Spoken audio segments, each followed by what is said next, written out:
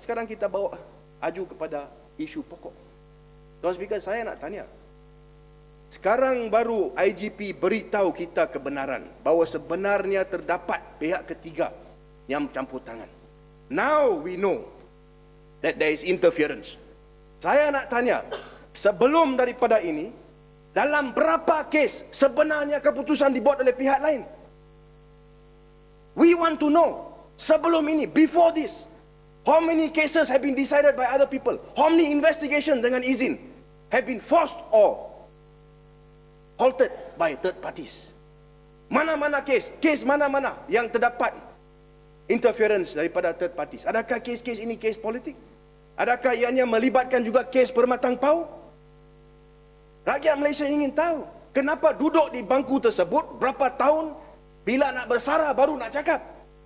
Dan saya lihat tabiat ataupun kelakuan menteri, tak cukup, Tuan Speaker, untuk kita kata tak apa, kita peluk dan kita cium habis. It is not about hugs and kisses, it's about the security of this country, Tuan Speaker. Silakan. Terima kasih, Datuk Ni Pertua. Terima kasih, Yang Berhormat Puchong. Saya tertarik dengan apa yang disebut oleh Yang Berhormat tentang konflik dalaman, orang ketiga dan sebagainya. Saya juga nak maklumkan, adakah Yang Berhormat sedar dalam perbualan saya dengan beberapa pegawai polis, mereka menyatakan tentang isu penglibatan Ketua Polis Negara dalam PBLT Sdn Bhd, PBLT. Program PBLT ini sepatutnya adalah program pembangunan kuartus, kemudahan untuk PDRM, pembinaan mereka, tempat tinggal dan sebagainya. Yang saya diberitahu, inilah merupakan kali pertama Ketua Polis Negara terlibat secara direct sebagai seorang ahli lembaga PBLT. Jadi mungkinkah ini penyebabnya kerana orang kata banyak kontrak-kontrak tak terbayar sehingga memaksa Ketua Polis pergi ke media bercakap sendiri dengan utusan Malaysia tentang peranan kuasa ketiga.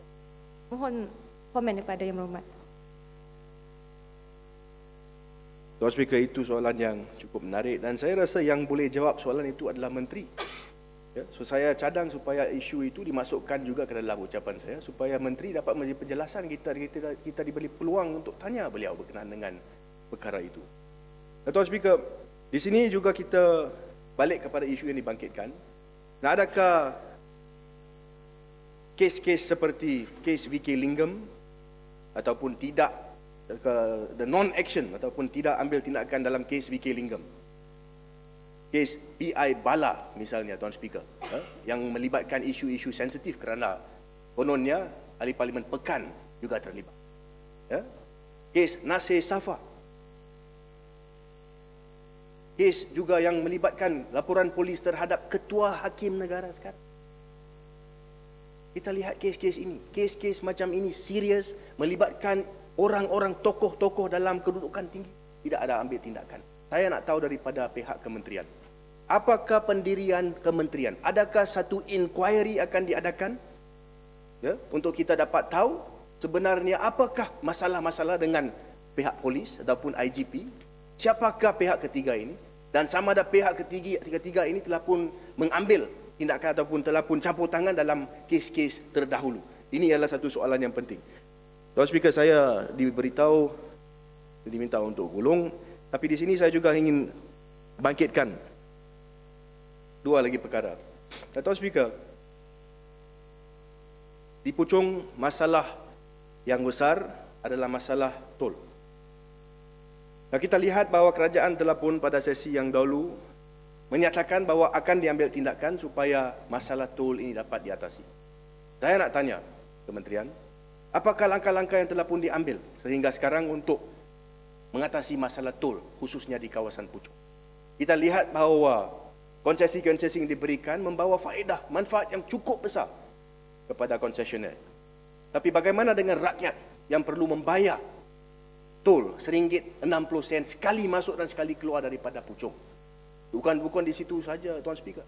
Kalau kita bayar RM1.60 dan kalau kita diberikan jalan yang tidak ada jam, yang kita kata it will be a pleasant journey to Puchong, mungkin orang boleh terima.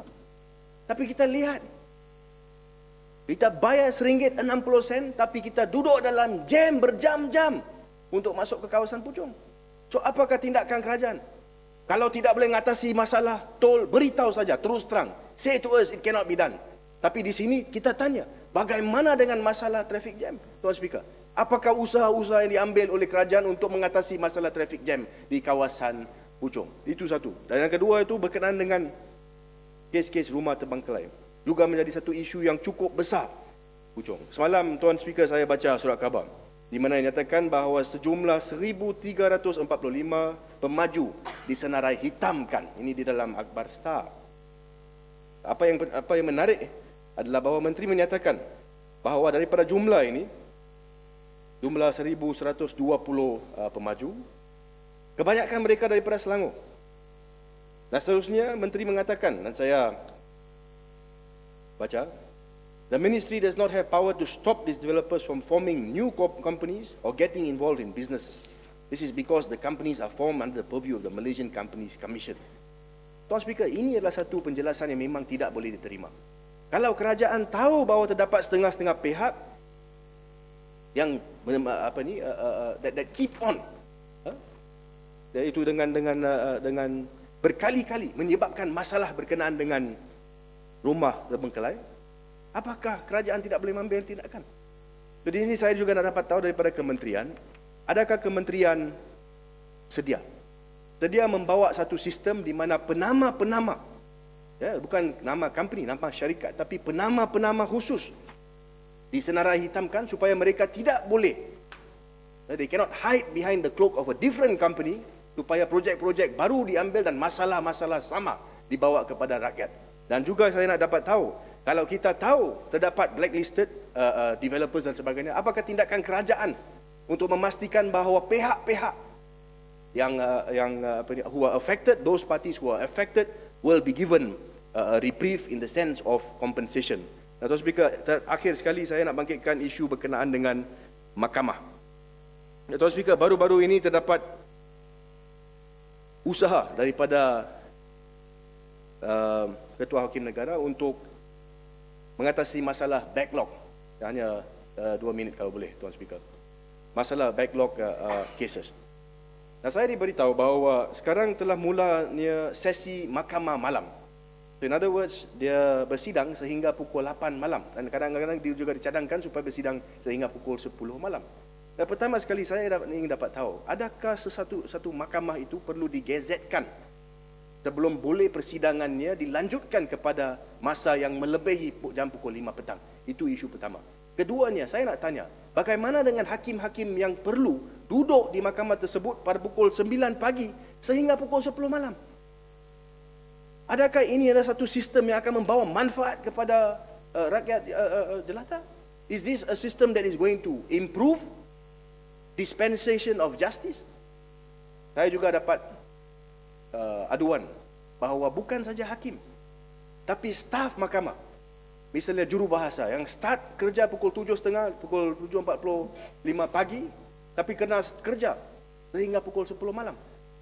So, saya nak tanya soalan, adakah sistem ini yang dicadangkan juga mempunyai kelonggaran untuk hakim-hakim yang perlu dengar kes sehingga malam, dan juga kepada staf-staf mahkamah yang akan membantu dalam proses tersebut, dan juga sama ada pihak majlis peguam telah pun have been consulted dalam perkara ini supaya kita dapatlah bekerjasama untuk memastikan bahawa masalah backlog ini dapat diatasi dalam masa yang terdekat. Dan itu saya ucapkan terima kasih, Tuan Speaker. Terima kasih, Muhammad.